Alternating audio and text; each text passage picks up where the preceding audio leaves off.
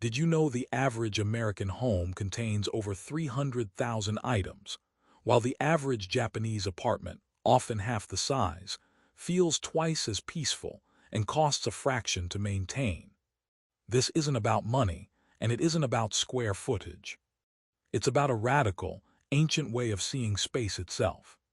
I used to believe a calm home was something you bought. A bigger sofa, a better shelving unit, a new coat of paint, and every time I added something, the calm got further away. Then I spent a month living in a friend's apartment in Kyoto, a place so small my American suitcase barely fit in the entryway, and I felt something I hadn't felt in years. My shoulders dropped. My breathing slowed. My mind went quiet, not because the apartment was beautiful in the way we think of beautiful, because it was empty in the way we've forgotten how to be. Today I'm going to walk you through the real secret to serene Japanese homes, and it's not what you think. It's not minimalism as a style trend. It's not throwing everything away. It's a set of quiet, deceptively simple principles that anyone can adopt starting tonight. Some of them are so simple they'll shock you. Others are so genius you'll wonder why no one ever told you. We're going to count down the 8 most powerful principles I observed and then tested in my own American home, from the subtle to the truly life-changing. No massive renovation. No expensive Japanese organizers. Just a shift in how you see the space around you. And the first principle, the one that underpins everything else, is the hardest for the Western mind to accept. Number 8. They treat empty space as a sacred object. There's a word in Japanese that has no direct English translation, and it's called ma. Ma is the void, the pause, the intentional emptiness between things. In music, it's the silence between notes that gives the melody its shape. In conversation, it's the pause that lets meaning settle. And in the home, ma is the empty space that lets the objects you love actually breathe. A 2023 study from the University of Tsukuba examined the relationship between visual clutter and stress markers in the home. And the findings were striking. Participants who lived in spaces with significant visual clutter showed cortisol levels up to 22% higher than those in organized, intentionally sparse environments. That's not a small difference. That's a measurable, physiological stress response triggered simply by the amount of stuff in your field of vision. And we feel this every day without naming it. You walk into your living room and there's a stack of mail on the coffee table, a charging cable snaking across the floor, a half-empty water glass from yesterday, a blanket draped over the arm of the couch. None of these items are problems by themselves, but together they create visual noise, and your brain has to process every single one. Every object in your field of vision is a tiny decision. Is this mine? Does it need my attention? Should I move it? Should I deal with it? The brain never gets to rest. In a Japanese home, the eye lands on one thing at a time. A single bowl on a wooden table. A single scroll on a bare wall. A single plant near a window. The emptiness around each object isn't a failure to decorate. It's the decoration. When I first walked into my friend's Kyoto apartment, I remember thinking it felt unfinished. There was a low table in the center of the room, 2 cushions, a small shelf with maybe 5 items on it, and a single piece of calligraphy on the wall. That was it. The rest was floor and light, and within 10 minutes I realized my American brain kept looking for more. Where's the rest of the furniture? Where's the coffee table decor? Where's the wall art? Where's the stuff that makes it a home? And then I noticed something strange. I wasn't bored, I was calm. The room wasn't asking me to process anything. It wasn't asking anything of me at all. It was just holding space, and I was allowed to simply exist in it. I remember sitting on one of those cushions, looking at the bare wall and waiting for the restlessness to kick in. In my own apartment back home, I couldn't sit still for 5 minutes without grabbing my phone or turning on the television or finding something to fiddle with. My home was a machine for generating distraction. Every surface had something on it that could pull my attention away. A stack of magazines, a remote control, a half-finished crossword puzzle, a candle that needed to be lit. My eyes were constantly bouncing from object to object, and my brain was constantly bouncing along with them. But in that Kyoto apartment, there was nothing to bounce to. There was just the wall and the light and the sound of a bicycle passing outside. And after about 15 minutes, something remarkable happened. I stopped waiting for the distraction. I stopped feeling like I was supposed to be doing something. I just sat there and I was fine. Better than fine. I was present in a way I hadn't been in years. And it wasn't because I had achieved some great meditative state. It was because the room had given me nothing else to do. The Ma had created a container for stillness, and my mind had gratefully crawled inside it. Here's the practical takeaway, and it's going to feel uncomfortable at first. Keep at least 30% of every surface and every room completely empty. Not temporarily empty until you find the right thing to put there. Permanently, intentionally empty. If you have a bookshelf, leave a full shelf bare. If you have a coffee table, clear it completely except for one object. If you have a wall, resist the urge to fill it. This is not about creating a sterile white box. It's about giving your eye and your brain a place to rest. Try it tonight in just one room. Pick one surface and clear it entirely. Then notice how it feels to look at that empty surface. Most of us feel a little pang of anxiety at first. We've been taught that empty means incomplete, that a bare shelf is a shelf waiting to be filled, that a bare wall is a wall that needs a picture, that a bare corner is a corner that needs a plant or a chair or a basket. We've been taught to see emptiness as a problem to be solved. But stay with it. That pang will turn into something else, relief. Because your brain has been working overtime, processing all that visual information. And when you give it a place to rest, it exhales. It's not laziness. It's Ma, and it's the foundation of every serene Japanese home. Number 7. They remove their shoes and their stress at the threshold. The jenkin is the sunken entryway found in virtually every Japanese home, and it is one of the most profound architectural inventions I've ever encountered. It's usually just a small step down from the main living area, often no bigger than a doormat and a half.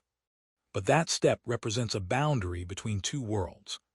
The outside world of trains and offices and crowded streets and obligations, and the inside world of home and rest. And the physical act of stepping down into the jenkin and removing your shoes is a ritual.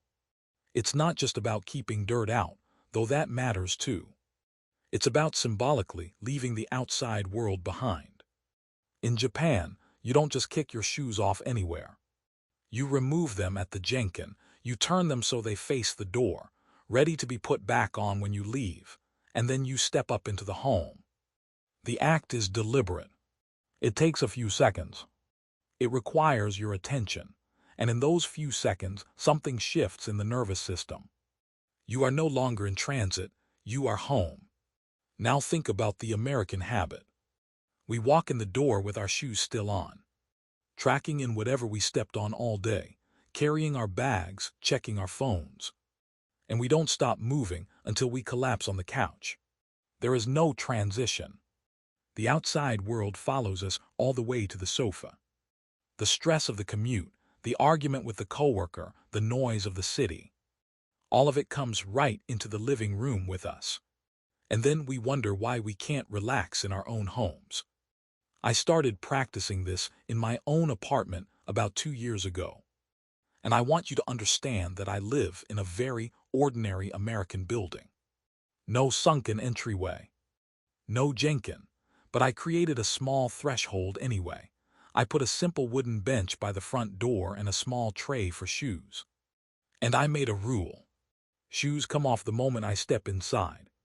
Not in the bedroom, not by the couch, at the door. and I take a single breath before I step fully into the apartment. That's it. That's the whole ritual. It takes 10 seconds. And I can tell you honestly that it has changed the way my home feels more than any piece of furniture I've ever bought. The home becomes a distinct place, a separate zone, not just a continuation of everywhere else. If you do nothing else from this video, do this. Create a threshold. Make the removal of your shoes a deliberate act. Pause, breathe, then enter. Your home will start to feel like a sanctuary because you will have built a gate to it. I used to think this whole shoe thing was just about hygiene. And yes, the hygiene argument is real. Researchers have found that the soles of our shoes carry an astonishing amount of bacteria, including strains that can cause serious infections. Every time you walk across your living room floor with your shoes on, you're depositing whatever you stepped on in the parking lot, the public restroom, the sidewalk where a dog did its business. And if you have small children crawling on that floor, they're picking all of it up on their hands and then putting those hands in their mouths. But the hygiene is only half the story. The deeper power of the Jenkin is psychological. It's a physical reminder that you are crossing a border, that you are leaving one state of being and entering another. And in a world where the boundaries between work and home have become dangerously blurred, where our phones bring the office into the bedroom, and the stress of the news cycle follows us everywhere, that physical boundary is more important than ever. The Jenkin says, stop. You are home now. The outside world can wait. And when you build even a small version of that threshold in your own home, you are giving yourself permission to actually arrive, to actually be home, to actually rest. Number 6, they clean as a spiritual practice, not a chore. The Japanese word soji is usually translated as cleaning, but that translation misses almost everything important. Soji is closer to purification. It's the practice of polishing not just your surroundings but your own inner state. In temples and schools across Japan, cleaning is a daily ritual performed by everyone, not a task relegated to janitors or the lowest person on the totem pole. Students clean their classrooms. Monks sweep temple grounds. Office workers wipe down their own desks at the end of the day. And this is not seen as punishment or drudgery. It's seen as a form of care, a way of honoring the space that holds you, a way of polishing the soul. Now contrast this with the American relationship to cleaning. We treat it as a burden, something to be outsourced or avoided or crammed into a frantic Saturday afternoon. We let mess accumulate until it becomes overwhelming, and then we resent it. We clean in a state of anger or frustration, rushing through it so we can get back to our lives. And the result is that cleaning never feels good. It always feels like a tax. The Japanese approach is completely different. The Japanese approach is small, consistent, and mindful. It's called micro-cleaning, and it's far more powerful than the weekend deep clean. 10 minutes a day. That's it. You choose one small area, a single drawer, one shelf, the bathroom sink, and you clean it slowly and completely. You pay attention to what you're doing. You feel the texture of the surface. You notice the transformation, and then you stop. You don't try to clean the whole house. You don't let the task expand to fill the entire day. You do 10 focused minutes, and you move on with your life. I tried this for 30 days, and the results genuinely surprised me. I've always been a binge cleaner. I'd let dishes pile up for days, let laundry cover the bedroom floor, let dust accumulate on every surface, and then I'd spend an entire Sunday in a cleaning frenzy, exhausted and resentful by the end. And the house would look great for about 2 days, and then the cycle would start again. When I switched to 10 minutes a day, something strange happened. The house didn't just stay clean. It stayed calm. There was never a backlog of mess to dread. The clutter never reached the point where it started shouting at me. And here's the part I didn't expect. Those 10 minutes became the most peaceful part of my day. I'd put on no music, No podcast, no distraction. Just me and a cloth in a small corner of my home. And I'd clean it slowly, the way you might polish a stone. And when I was done, I'd feel a small, quiet satisfaction that had nothing to do with productivity. It felt like meditation. It felt like prayer.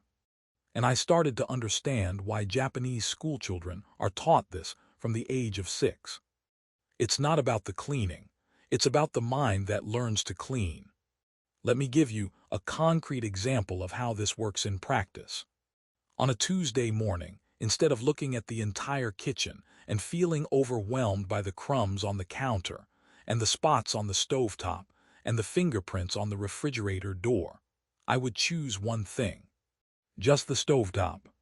I'd take a damp cloth and I'd wipe down each burner slowly, paying attention to the way the metal gleamed when the grease came off. I'd lift the grates and clean underneath them. I'd wipe the knobs one by one.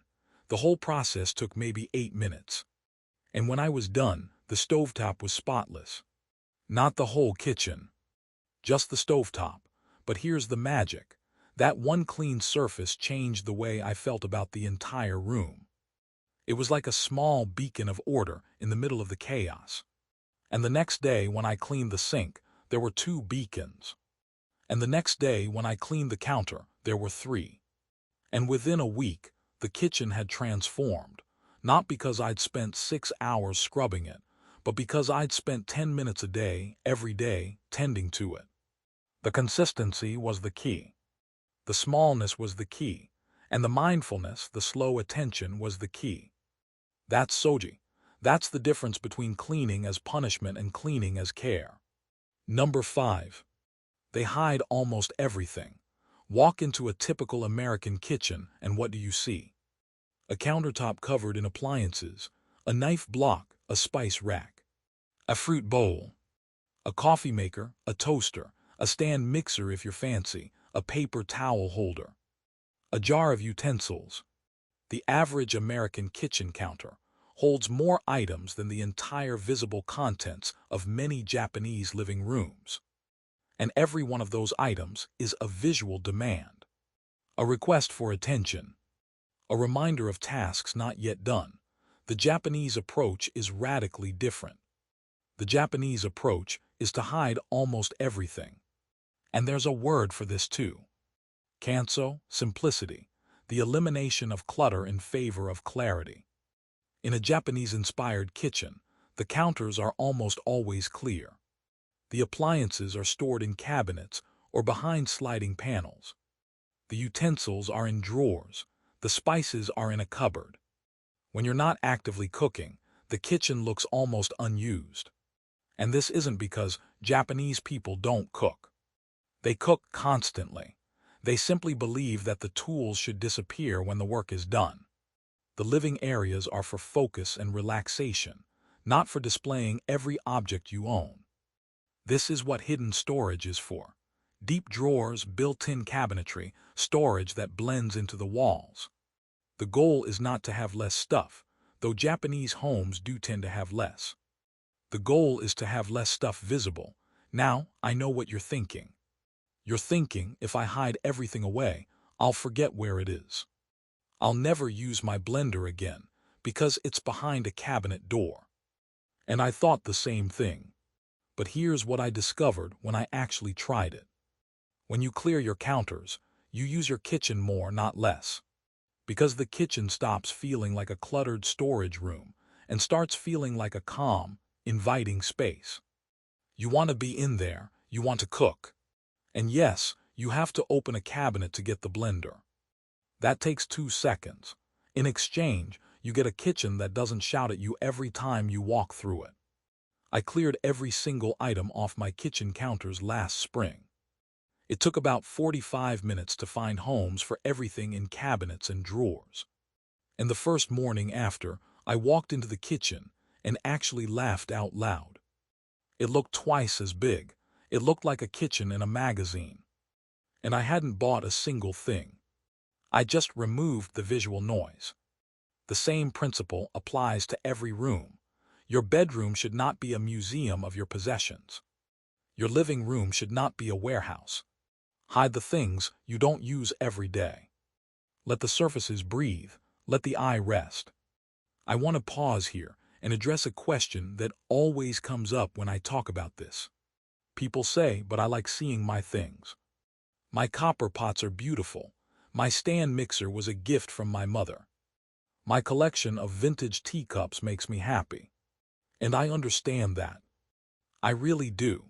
There is a difference between a few beloved objects that bring you joy and a countertop full of visual noise. The Japanese principle is not that you must hide everything. It's that you must be intentional about what you display. A single beautiful copper pot hanging from a hook can be a work of art. A single vintage teacup on a small stand can be a treasure.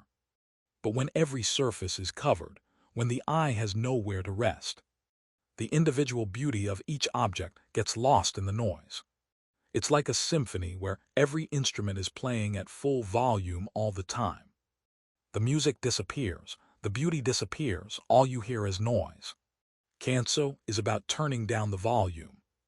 It's about choosing a few things to display and then hiding the rest. It's about giving your beautiful objects the space they need to actually be seen. And the strange thing is, when you hide most of your stuff, the things you choose to leave out become more precious.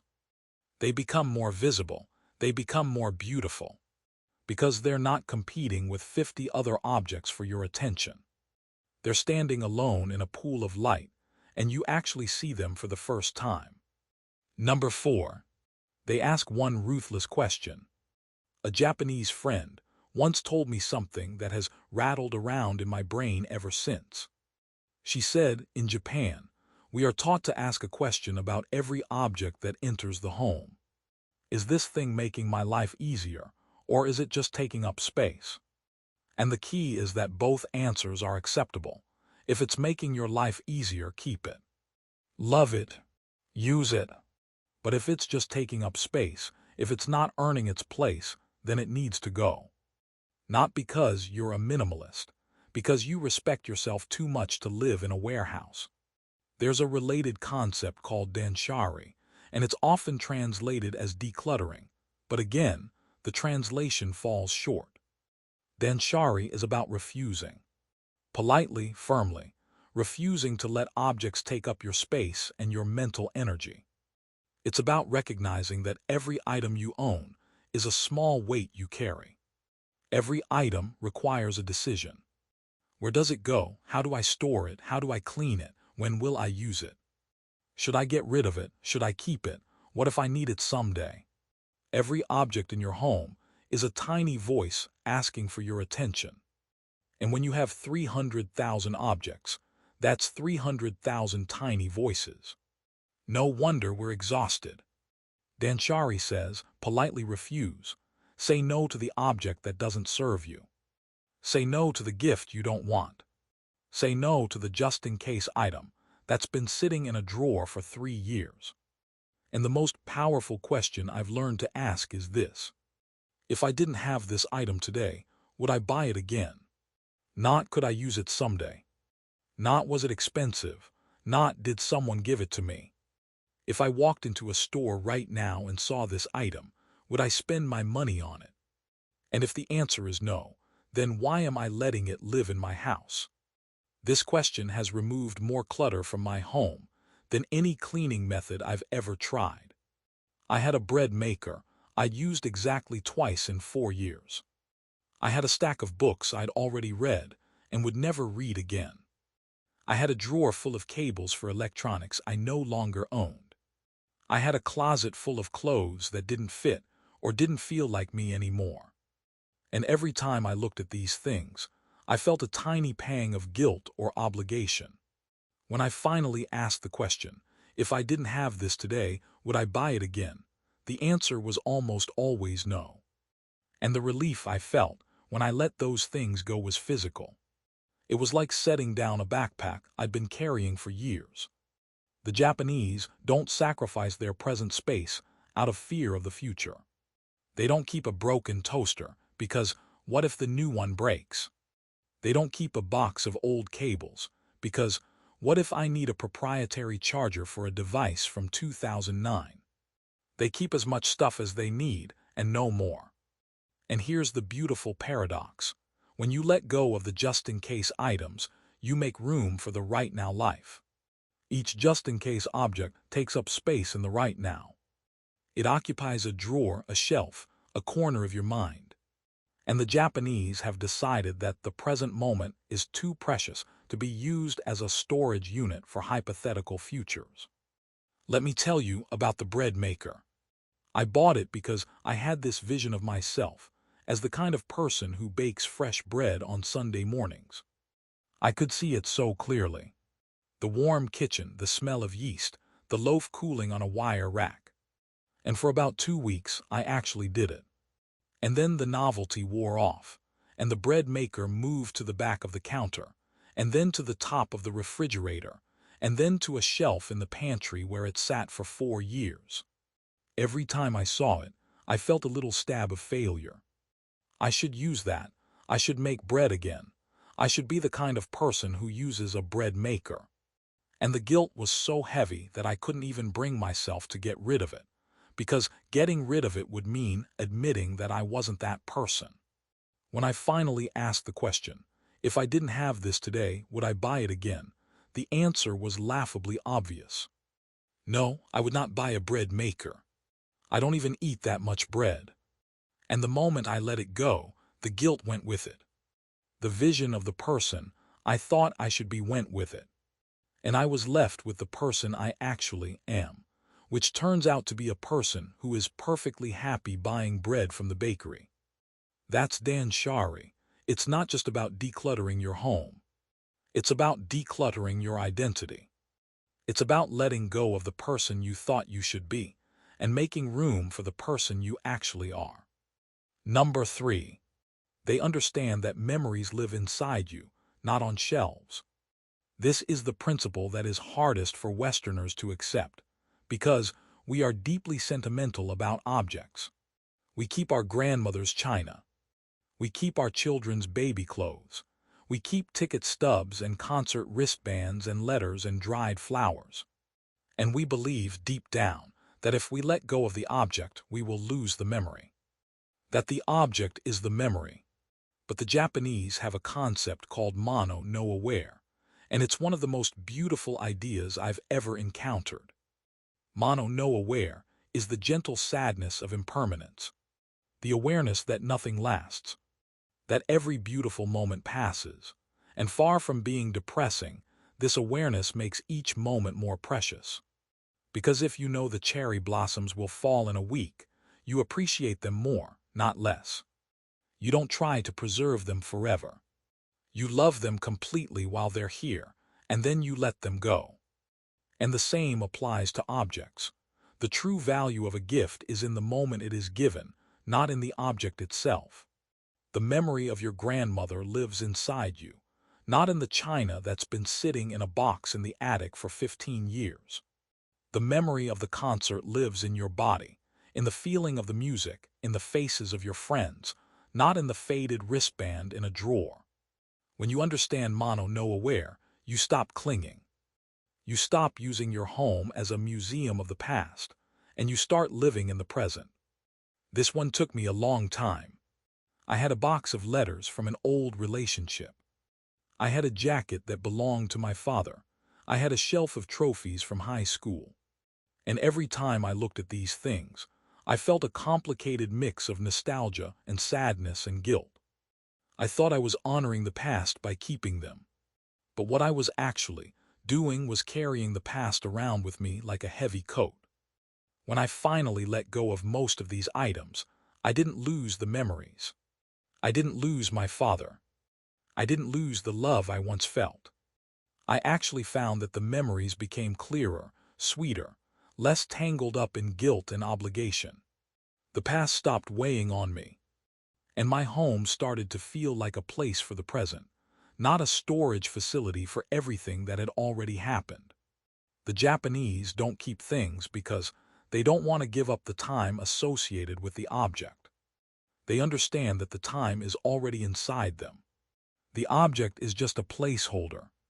And when you remove the placeholder, the memory doesn't disappear. It just stops taking up physical space. I want to be honest with you about the jacket. It was my father's old denim jacket, worn soft at the elbows, with a small tear in the lining that I always meant to fix. He wore it on weekends, when he was working in the yard or running errands or just sitting on the porch with a cup of coffee. And when he died, I took the jacket and I hung it in my closet and I told myself I would wear it. But I never did. It didn't fit quite right, and I was afraid of damaging it. And every time I saw it hanging there, I felt a wave of grief. The jacket had become a shrine, and the shrine was keeping me stuck. One day, I took it out of the closet, and I held it for a long time. I pressed my face into the fabric and tried to find his smell, but it was gone. The jacket was just a jacket. The memories, the love, the grief, all of it was inside me, not in the fabric. And I realized that keeping the jacket in my closet wasn't honoring my father. It was trapping me in a loop of sadness. So I folded it carefully, and I put it in a box, and I gave it away to a charity shop. And here's what happened. I didn't forget my father. I didn't stop loving him. But the grief stopped ambushing me every time I opened the closet door. The memory of him became something I could choose to visit, instead of something that was always looming in the corner of my eye. That's mono no aware. The gentle sadness of letting go, and the freedom that comes with it. Number 2. They protect the bedroom as a sanctuary for sleep, not a second living room. This is a habit that has completely transformed my sleep, and it's so simple it's almost embarrassing. In many Japanese homes, the bedroom contains exactly one thing: a bed. Maybe a small dresser. That's it. No television, no desk, no laptop, no phone charging on the nightstand. No pile of laundry in the corner, no stack of books on the floor. The bedroom is for sleeping. That's its entire job, and the brain learns this. When you walk into a Japanese bedroom, your brain doesn't think, oh, I could watch a show, or I could answer some emails, or I could scroll through social media. Your brain thinks, oh, it's time to sleep. The association is clean and clear. Now think about the typical American bedroom. There's a TV mounted on the wall. There's a phone charging on the nightstand, probably within arm's reach. There's a laptop sometimes open on the bed. There's a stack of laundry waiting to be folded. There's a pile of books and magazines. The bedroom is a second living room, a home office, a media center, and a laundry station all rolled into one. And then we wonder why we can't fall asleep. The brain has no idea what the bedroom is for. It's associated with activity, not rest. Every time you scroll through your phone in bed, you're teaching your brain that the bed is a place for stimulation. Every time you watch TV in bed, you're teaching your brain that the bed is a place for entertainment.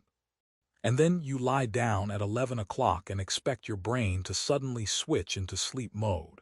And it doesn't, because you've spent years training it to do the opposite. I removed the TV from my bedroom 3 years ago, and I started charging my phone in the kitchen. And I want to be honest with you about how hard this was. The first week, I felt like I was going through withdrawal. I'd lie in bed, and my hand would reach for the phone that wasn't there.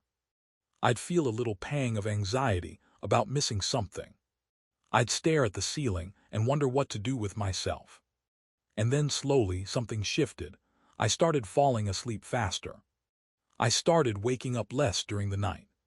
I started waking up in the morning feeling rested instead of groggy. And now when I walk into my bedroom, I feel my body relax. The room itself has become a cue for sleep. My brain knows what's coming. The bedroom is a sanctuary. It's the one room in the house that is dedicated entirely to rest. And protecting that sanctuary, keeping it free of screens and clutter and stimulation, is one of the most powerful things you can do for your health. This isn't just my opinion. Sleep researchers have been saying this for years. The bedroom should be cool, dark, and boring, Boring, that's the word. Your bedroom should be so boring that your brain has no choice but to fall asleep. And the Japanese figured this out centuries before sleep science existed. I want to add one small caveat here, because I know some of you are thinking about the phone in the kitchen and panicking. What if there's an emergency? What if someone needs to reach me in the middle of the night? And I understand that fear. I had it too. The solution is not to bring the phone back into the bedroom. The solution is to make a plan for emergencies. Tell the people who matter that your phone is off at night. Set up a do not disturb mode that allows calls from specific contacts. Buy a cheap alarm clock so you don't need the phone to wake up. And if you truly need to be reachable, put the phone across the room, not on the nightstand. The goal is not to make the phone inaccessible. The goal is to make it so inconvenient that you don't reach for it automatically. Because the automatic reach, the unconscious scroll, the reflexive check of the inbox, that's what's killing your sleep. Not the phone itself, the habit, and the habit can be broken. It took me about 3 weeks to stop reaching for the phone that wasn't there. 3 weeks of lying in bed and feeling that phantom limb. And then one night, I got into bed and I didn't reach for anything. I just closed my eyes and fell asleep, and I woke up the next morning feeling like a different person. That's the power of a boring bedroom. That's the power of a sanctuary. Number 1, they understand that calm is not a destination. It's a practice. This is the secret that underlies all the other secrets. And it's the one that most Westerners never grasp. We treat calm as something we'll achieve someday. Once the house is finally clean. Once we finish the big declutter. Once we buy the right furniture. Once we do the massive reset. We imagine that calm is waiting for us on the other side of one big effort. But the Japanese understand that calm is not a destination. It's a practice. It's not something you achieve once and then possess forever. It's something you cultivate every single day through small, consistent habits. The 10 minutes of cleaning, the clear surface, the empty shelf. The shoes removed at the door. The phone left in the kitchen. These are not one-time fixes. These are daily practices. And the calm they produce is not a dramatic, life-changing event. It's a quiet, steady hum that runs underneath everything. The Japanese don't believe that calm comes after one large reset. They believe that calm is maintained through consistent, small habits. And this is why their homes stay serene. Not because they did a massive declutter once, because they do a tiny bit of maintenance every day. Because they never let the clutter accumulate in the first place. Because they are always gently tending to their space. I used to be a person who waited for the big reset. I'd tell myself that I'd get organized over the holiday weekend. That I'd finally clear out the garage in the spring. That I'd do a massive declutter when I had a free week. And sometimes I'd actually do it. I'd spend 3 days hauling boxes to the donation center. And I'd feel amazing for about a week. And then the clutter would start creeping back in. Because I hadn't changed my habits. I'd just done a one-time purge. And the habits, the daily decisions that created the clutter in the first place, were still there. The Japanese approach is the opposite. The Japanese approach is to never let the clutter accumulate in the first place. To do a little bit every day.